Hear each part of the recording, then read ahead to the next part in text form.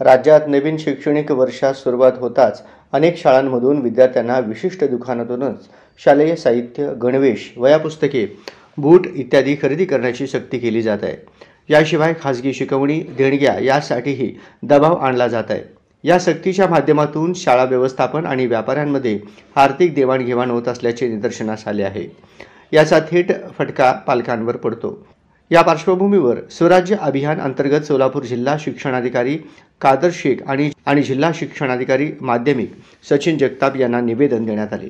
या निवेदनाची त्वरित दखल घेत शिक्षणाधिकाऱ्यांनी आदेश काढले असून अशा प्रकारच्या तक्रारी तात्काळ नोंदवाव्यात असे आवाहन केले आहे।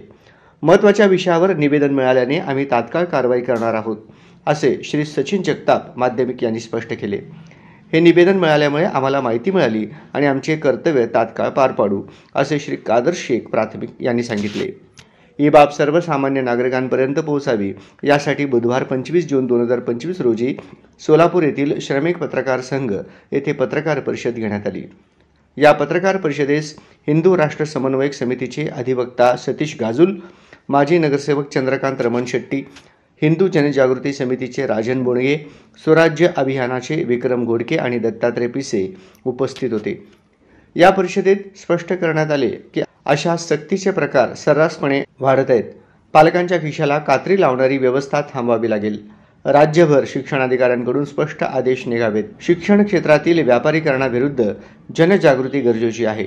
अशा शाळांवर कठोर कारवाईसाठी पालकांनी तक्रारी कराव्यात। राज्यभरातील व्यापक प्रतिसाद व कारवाईची सुरुवात। स्वराज्य अभियान अंतर्गत आतापर्यंत जळगाव, बीड, लातूर, धाराशिव, कोल्हापूर, पुणे, नाशिक, अकोला, सातारा, रत्नागिरी, सिंधुदुर्ग अशा 13 पेक्षा अधिक जिल्ह्यांमध्ये स्थानिक शिक्षणाधिकाऱ्यांना निवेदने सादर करण्यात आली आहेत। जिल्हा स्तरावर अनेक अधिकाऱ्यांनी यावर तात्काळ कृतीचे आश्वासन दिले असून काही ठिकाणी आदेश व सूचनापत्रे जारी करण्यात आले आहेत। बीडमध्ये स्थानिक अधिवक्तेही अभियानात सक्रिय सहभागी झालेत। जळगाव येथे पत्रकार परिषद घेऊन पालकांना शिक्षणाधिकाऱ्यांच्या आदेशांची माहिती देण्यात आली। स्वराज्य अभियानाच्या पुढील मागण्या करण्यात आल्या। राज्यातील प्रत्येक जिल्ह्यात अशा स्वरूपाचे स्पष्ट आदेश शिक्षणाधिकाऱ्यांकडून जारी व्हावेत। शाळांकडून या आदेशांचे पालन होत आहे की नाही याची तपासणी केली जावी। आदेशांचे पालन न करणाऱ्या शाळांना सूचना दिल्या जाव्यात। तरीही अंमलबजावणी न केल्यास दंडात्मक कारवाई करण्यात यावी। अशा तक्रारींसाठी हेल्पलाईन क्रमांक सुरू करावा आणि त्याचा व्यापक प्रसार करावा। नमस्कार, मी दत्तात्रय पिसे, स्वराज्य अभियान सोलापूर। शाळा सुरू झाल्यावर बऱ्याच वेळेला असं लक्षात येतं की अनेक शाळांकडून विद्यार्थी आणि पालकांना स्टेशनरी किंवा इतर वस्तू ठराविकच दुकानातून खरेदी करावी अशी सक्ती करण्यात येते।